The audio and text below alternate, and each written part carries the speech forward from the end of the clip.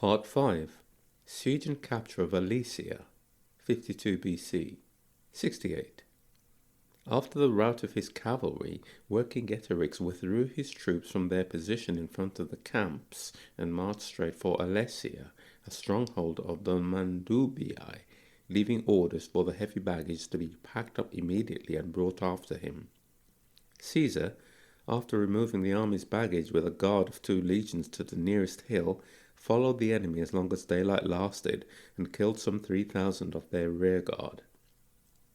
The next day he encamped near Alesia. The Gauls were terrified by the defeat of their cavalry, the arm on which they placed the greatest reliance. Accordingly, after reconnoitring the position of the town, Caesar called on the soldiers to undertake the heavy task of investing it with siege works. 69. It was clearly impregnable except by blockade, for it stood at a high altitude on top of a hill, washed by streams on the north and south, and closely surrounded by other hills as high as itself on every side except the west, where a plain extended for some 3 miles. The whole of the slope below the town ramparts on the east was occupied by a camp crowded with Gallic troops, who had fortified it with a trench and a 6-foot wall. The siege works that the Romans were starting to make had a circumference of 10 miles. 8 camps were placed in strategic positions, linked together by fortifications along which 23 redoubts were built. The redoubts were occupied in the daytime by pickets to prevent a surprise attack at any point. At night, strong garrisons bivouacked in them with sentries on duty. 70. During the construction of these works, a hard-fought cavalry battle took place in the 3-mile stretch of plain between the hills. Seeing his men in difficulties, Caesar reinforced them with the German cavalry and drew up the legions in front of their camps. Encouraged by their support, the cavalry routed the enemy, whose flight was impeded by their own numbers. Hotly pursued by the Germans right up to the fortifications of Vercingetorix's camp, they got jammed in the narrow entrances and suffered heavy losses. Some let their horses go and tried to scramble over the trench and climb the wall. Caesar then ordered the legions posted in front of their camp ramparts to be moved forward a little, whereupon the Gauls inside the camp became as frightened as their fleeing cavalry, and expecting an immediate attack, shouted a call to arms. Some, in their terror, rushed right into the town, and Vercingetorix had the town gates shut for fear the camp should be left unguarded. Before retiring, the Germans killed many of the fugitives and captured a number of horses. 71. Vercingetorix now decided to send out all his cavalry in the night before the Roman entrenchments were completed. He bade them go every man to his own country and impress for service all the men of military age. He pointed out how much they owed him and urged them to consider his safety. After all he had done for the cause of national liberty, they ought not to abandon him to the cruel vengeance of the enemy. Moreover, if they were slack in doing their duty, they would condemn 80,000 picked men to perish with him. He had taken stock of the corn, he said, and by strict rationing would have enough for a month, even a little longer, if the ration were reduced. With these instructions, the cavalry was sent out in silence through a gap in the entrenchments shortly before midnight. Vercingetorix now ordered all the garrison, on pain of death, to surrender to him all the corn they had, and proceeded to dole it out a little at a time. The large quantity of livestock which had been brought in by the Mandubii were shared out individually at once. All the troops posted outside the town were taken inside. In this way, Vercingetorix prepared to continue the struggle until the arrival of reinforcements. 72. On being informed of this by deserters and prisoners, Caesar started to construct more elaborate siege works. He dug a trench 20 foot wide, which, having perpendicular sides, was as broad at the bottom as at the top.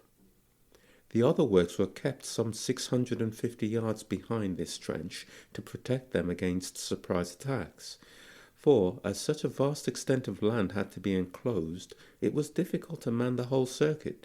There would be a danger of the enemy swooping down in force on the lines at night, or hurling javelins in the daytime when the men were tied down to their work. At this distance, therefore, Caesar dug 2 trenches of equal length, each 15 feet wide, and filled the inner one, where it crossed the low ground of the plain, with water diverted from the streams. Behind the trenches, a palisaded rampart 12 feet high was erected, strengthened by a battlemented breastwork, with large forked branches projecting where it joined the rampart to hinder the enemy if they tried to climb over. Towers were placed at intervals of 120 yards along the entire circuit of fortifications. 73. Parties had to be sent out constantly in search of timber and corn, and as this duty took them far afield, it seriously reduced the number of men available for the construction of the huge fortifications. Moreover, the Gauls tried many times to attack the works, making furious sorties from several of the town gates at once. Caesar decided, therefore, that he must strengthen them still further to render them defensible by a smaller force. Accordingly, tree trunks or very stout boughs were cut and their tops stripped of bark and sharpened. They were then fixed in long trenches dug 5 feet deep, with their lower ends made fast to one another to prevent their being pulled up and the branches projecting. There were 5 rows in each trench, touching one another and interlaced, and anyone who went among them was likely to impale himself on the sharp points. The soldiers called them boundary posts.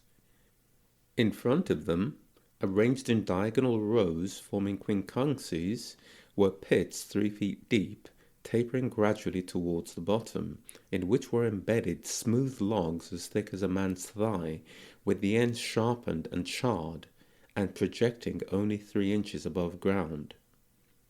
To keep the logs firmly in position, earth was thrown into the pits and trodden down to a depth of 1 foot, the rest of the cavity being filled with twigs and brushwood to hide the trap. These were planted in groups, each containing 8 rows 3 feet apart, and they were nicknamed lilies from their resemblance to that flower. In front of these again were blocks of wood 1 foot long with iron hooks fixed in them, called goads by the soldiers. These were sunk right into the ground and strewn thickly everywhere. 74. When these defences were completed, Caesar constructed a similar line of fortifications facing outwards instead of inwards. This line described a circuit of 14 miles, running along the flattest ground that could be found, and its purpose was to hold off attacks from outside, so that even if Vercingetorix's cavalry assembled a very large force, the troops defending the siege works could not be surrounded. To avoid the danger of having to send out foraging parties when the relieving force was near, every man was ordered to provide himself with a month's supply of corn and fodder. 75. Meanwhile, the Gallic tribes convened a council of their leaders, who decided not to adopt Vercingetorix's plan of calling up everyone able to bear arms, as they were afraid that in such a vast and mixed host they would be unable to control their contingents or keep them separate, or to organize an adequate supply of corn. They therefore demanded a specified number of men from each tribe as follows: Aedui, with their dependent tribes, the Segosiawai, Ambiwaritai, Olurkai, Branowikis, and Blanowii, 35,000. Awernai, with their dependent tribes, the Elutitai, Kadurkai, Gabalai, and Welawii, 35,000. Siquanai, Sinones, Bitoriges, Santonai, Rutenai, Carnutes, 12,000 each. Belawakai, Lemawikis, 10,000 each. Pictones, Turonai, Parisii, Helvetii, 8,000 each. Susiones, Ambianai, Mediomatricai, Petrochorii, Nervii, Morinai, Nitobroges, Oleki Kenomanai, 5,000 each, Atribates, 4,000, Viliocases, Olurki Ebowikis, 3,000 each, Roracai, Boii, 1,000 each, Arimorican tribes, i.e. all the maritime tribes, Coriosolites, Ridones, Ambibarii, Caletai, Osismai, Wenetai, Lixowii, Wenelai, 20,000. The Belowaki did not send their full contingent because they said they intended to fight the Romans on their own account and in their own way and would not take orders from anyone. At the request of Commius, however, and in consideration of their friendship with him, they sent 2,000 men along with the other contingents. 76. In former years, Commius had rendered Caesar loyal and useful service in Britain, as described above. And in return, Caesar had ordered that his tribe should be immune from taxation and have its independence restored, and had made Commius suzerain over the Morini. But the whole Gallic people were so united in their determination to liberate themselves and recover their former prestige that they allowed no favours or recollection of friendship to influence them, and all devoted their energies and resources to the prosecution of the war. When 8,000 horse and about 250,000 infantry had been assembled in the country of the Aedui, a start was made to the task of reviewing and counting them and choosing officers. The chief command of this relieving army was entrusted to Commius the Atribatian. The Aeduans were Ridomarus and Eporidorix, and the Arvernian were Cassivelanus, a cousin of Vercingetorix. With them were associated representatives of the various tribes to act as an advisory committee for the conduct of the campaign. They all started for Alesia full of enthusiasm and confidence. Every single man believed that the mere sight of such an enormous host of infantry and cavalry would be enough to make the enemy turn tail, especially as he would be attacked on two fronts, for the besieged would sally out from the town at the same time as the relieving force came into view. 77. In Alesia, however, they knew nothing of these preparations. The time by which they had expected relief was past, and their corn was exhausted. So they summoned an assembly and considered what their fate was to be.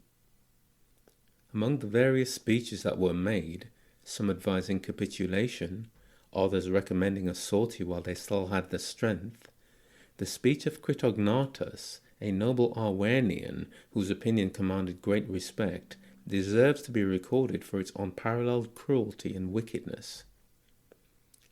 I do not intend, he said, to make any comment on the views of those who advise capitulation. The name they give to the most shameful submission to enslavement.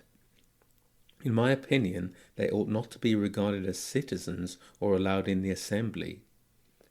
I will concern myself only with those who advocate a sortie. You all approve their suggestion as showing that we have not forgotten our traditional courage. But it is not courage, it is weakness to be unable to endure a short period of privation. It is easier to find men who will voluntarily risk death than men who will bear suffering patiently. Even so, I would support their proposal, so much do I respect their authority, if it involved no loss beyond that of our own lives. But in making our decision, we must consider all our fellow countrymen whom we have called to our aid.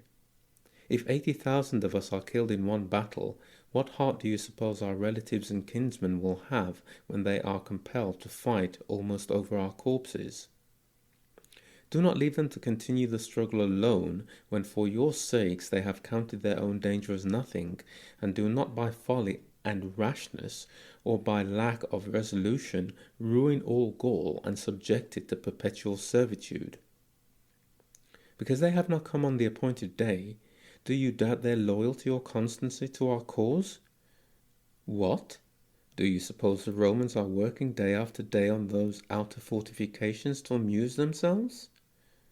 Since our countrymen cannot get messengers through the cordon that is drawn round us, to assure you that they are coming soon, believe what the enemy are telling you by their actions, for it is the fear of their coming that keeps the Romans hard at work night and day.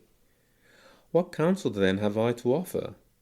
I think we should do what our ancestors did in a war that was much less serious than this one, 109 to 102 BC, when they were forced into their strongholds by the Cimbri and Teutoni, and overcome like us by famine. Instead of surrendering, they kept themselves alive by eating the flesh of those who were too old or too young to fight. Even if we had no precedent for such an action, I think that when our liberty is at stake, it would be a noble example to set to our descendants. For this is a life and death struggle, quite unlike the war with the Cimbri, who, though they devastated Gaul and grievously afflicted her, did eventually evacuate our country and migrate elsewhere, and left us free men to live on our own land, under our own laws, and in possession of our rights. The Romans, we know, have a very different purpose. Envy is the motive that inspires them. They know that we have won renown by our military strength, and so they mean to install themselves in our lands and towns and fasten the yoke of slavery on us forever. That is how they have always treated conquered enemies. You do not know much, perhaps, of the condition of distant peoples, but you need only look at the part of Gaul on your own borders that has been made into a Roman province, with new laws and institutions imposed upon it, ground beneath the conqueror's iron heel in perpetual servitude. 78. At the conclusion of the debate, it was decided to send out of the town those whom age or infirmity incapacitated for fighting. Critognatus's proposal was to be adopted only as a last resort, if the reinforcements still failed to arrive and things got so bad that it was a choice between that and surrendering or accepting dictated peace terms. So the Mandubian population, who had received the other Gauls into their town, were compelled to leave it with their wives and children. They came up to the Roman fortifications and with tears besought the soldiers to take them as slaves and relieve their hunger. But Caesar posted guards on the ramparts with orders to refuse them admission. 79. Meanwhile, Commius and the other commanders arrived before Alesia with the whole of their relief force and encamped on a hill outside the Roman lines not more than a mile away. Next day they brought out their cavalry and occupied all the plain, 3 miles long, it will be remembered. Their infantry was moved away a short distance and posted on the slopes of the hill. As the town commanded a view over the plain, the besieged saw the troops who had come to their relief, and all crowding together in excitement rejoiced and congratulated one another on their deliverance. Then they brought out their forces, posted them in front of the town, and filled the nearest trench with fascines and earth, ready for a sortie and all the perils it would entail. 80. Caesar placed the whole of his infantry along the 2 lines of entrenchments, so that in case of need every man could know his post and hold it. He then ordered out the cavalry to battle. The plain was visible from all the camps on the surrounding hilltops, and the whole army was intently watching to see the result of the engagement. The Gauls had placed archers and light-armed infantrymen here and there among their cavalry to support them if they had to give ground and to help them meet our cavalry charges. These took a number of our men by surprise and forced them to retire wounded from the battle. Feeling confident that their cavalry was winning, since it was obvious that our force was heavily outnumbered, the Gauls on every side, both the besieged and the relieving force, encouraged them with shouts and yells. As the action was taking place in full view of everyone, so that no gallant exploit and no act of cowardice could pass unnoticed, the thirst for glory and the fear of disgrace was an incentive to both sides. They had fought from midday till near sunset, and the issue was still in doubt, when the German horse massed all their squadrons at one point, charged the Gauls and hurled them back. When their cavalry broke and fled, the archers were surrounded and killed. The rest of our horsemen advanced from other points, pursued the fugitives right up to their camp, and gave them no chance of rallying. At this, the Gauls who had come out of the town went back in, bitterly disappointed and now almost despairing of success. 81. After an interval of only 1 day, however, during which they prepared a great quantity of fascines, ladders, and grappling hooks, the relieving army moved silently out of camp at midnight and advanced towards the entrenchments in the plain. Suddenly raising a shout to inform the besieged of their approach, they began to throw fascines into the trenches, drove the Romans from the rampart with arrows and stones discharged from slings or by hand, and employed every other method of assault. Meanwhile, hearing the distant shouting, Vercingetorix sounded the trumpet and led his men out of the town.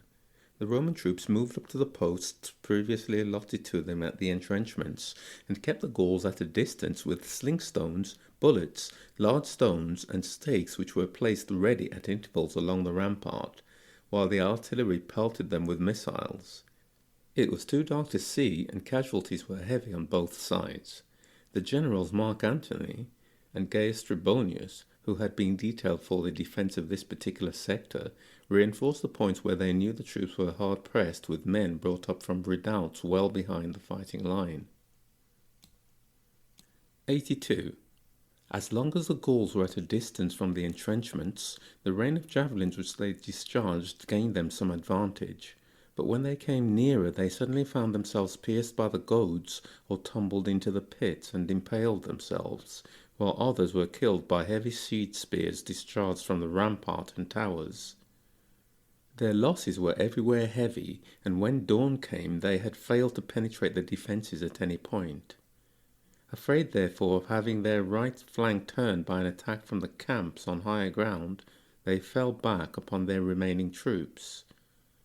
The besieged lost much time in bringing out the implements that Vercingetorix had prepared for the sortie and in filling up the first stretches of trench, and before they reached the main fortifications heard of the retreat of the relief force, so they returned into the town without effecting anything. 83. After this second costly repulse, the Gauls held a council of war. By calling in men familiar with the ground, they ascertained the positions of the higher camps and the nature of their defences. There was a hill on the north which had such a wide sweep that the Romans were unable to include it within the circuit of the siege works, and were compelled to place the camp there on a slight slope, in what would ordinarily be considered a bad position. It was garrisoned by 2 legions under the generals Gaius Antistius Reginus and Gaius Caninius Rebillus. After sending out scouts to reconnoitre the ground, the enemy commanders selected from their whole force 60,000 men belonging to the tribes with the highest reputation for courage, secretly decided on their objective and plan of action, and ordered them to begin an attack at noon under Vercassivellaunus the Arvernian, one of their 4 generals and a relative of Vercingetorix. Leaving camp in the early evening, he almost completed his march before daybreak, and ordered his troops to rest on the cover of the hill after their hard night's work. When he saw that it was getting on for midday, he marched towards the Roman camp referred to above, while at the same time the Gallic cavalry moved up to the fortifications in the plain, and the rest of the army made a demonstration in front of their own camp. 84. On seeing these troop movements from the citadel of Alesia, Vercingetorix sallied out with the fascines, poles, sappers' huts, grappling hooks, and other implements which he had prepared for the purpose. There was fighting simultaneously all over the field, and the Gauls tried every expedient, concentrating on the weakest point of their defences. Distributed as they were along lines of such length, the Romans found it difficult to meet simultaneous attacks in many different places. They were unnerved, too, by the shouts they could hear behind them as they fought, which indicated that their lives were not in their own hands, but depended on the bravery of others. It is nearly always invisible dangers that are most terrifying. 85. Caesar found a good observation point from which he could follow the action in every part of the field, and sent help where it was needed. Both sides realized that this was the time above all others for a supreme effort. The Gauls knew that unless they broke through the lines, they were lost. The Romans, if they could hold their ground, looked forward to the end of all their hardships. The danger was greatest at the fortifications on the hill where, as said above, where Caesivellaunus had been sent. The unfortunate downward slope of the ground told heavily against the Romans. Some of the Gauls flung javelins, while others advanced to the attack with shields locked together above their heads, fresh troops continually relieving them when they were tired.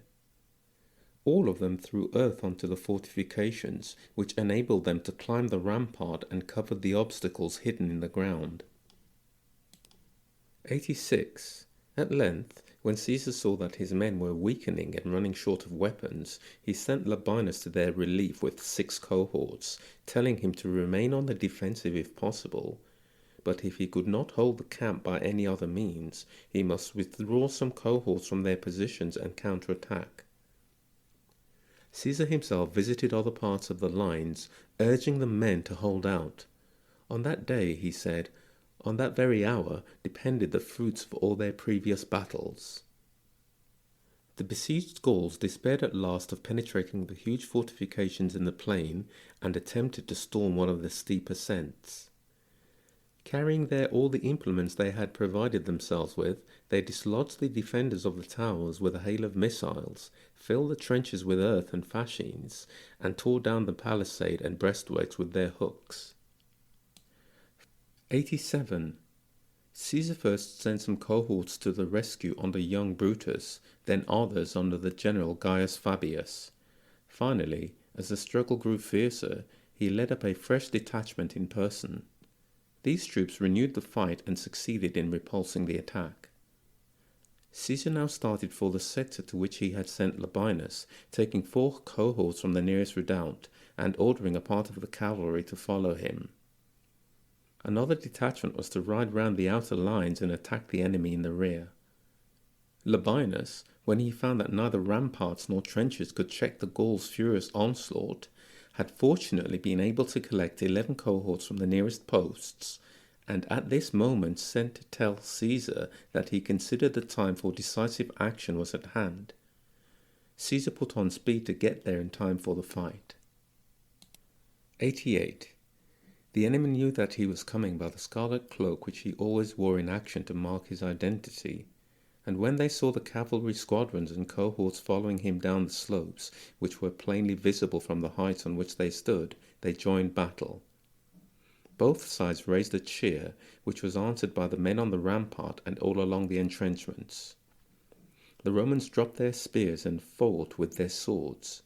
Suddenly the Gauls saw the cavalry in their rear and fresh cohorts coming up in front. They broke and fled, but found their retreat cut off by the cavalry and were mown down. Sedulus, chieftain and commander of the Lemowices, was killed, where Caesivellaunus was taken prisoner in the rout. 74 standards were brought in to Caesar, and only a few men of all the large army got back unhurt to their camp.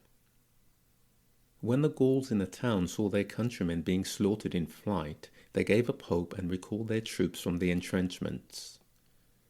The relieving forces immediately fled from their camps, and if the Romans had not been tired out after a long day's work, during which they had been repeatedly summoned to the relief of hard-pressed comrades, the enemy's army might have been annihilated.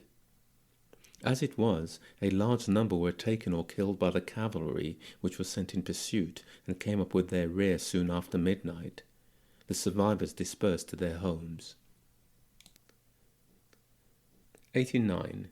The next day Vercingetorix addressed an assembly. I did not undertake the war, he said, for private ends, but in the cause of national liberty. And since I must now accept my fate, I place myself at your disposal. Make amends to the Romans by killing me, or surrender me alive as you think best. A deputation was sent to refer the matter to Caesar, who ordered the arms to be handed over and the tribal chiefs brought out to him. He seated himself at the fortification in front of his camp, and there the chiefs were brought. Vercingetorix was delivered up, and the arms laid down. Caesar set apart the Aeduan and Arvernian prisoners in the hope that he could use them to regain the allegiance of their tribes. The rest he distributed as booty to the entire army, allotting one to every man. 90. He then went to the country of the Aedui and received their submission. Envoys from the Arverni waited upon him there, undertaking to obey any orders he gave, and were commanded to supply a large number of hostages. Some 20,000 prisoners were restored to the Aedui and Arverni. Finally, the legions were distributed in winter quarters. 2 legions and some cavalry were sent to the Sequani under the charge of Labienus, with Marcus Sempronius Rutilius under him. 2 were placed under Fabius and Basileus among the Remi, to protect them from injury at the hands of their neighbours, the Bellovaci. Reginus was sent to the Ambiorati, Titus Sextius to the Bituriges, and Caninius to the Ruteni, each with 1 legion. And Cicero and Sulpicius Rufus were quartered in Aeduan territory at Chalon-sur-Saône and Macon to collect grain. Caesar himself decided to winter at Bibracte. When the results of this year's campaign were reported in his dispatches, a thanksgiving of 20 days was celebrated in Rome.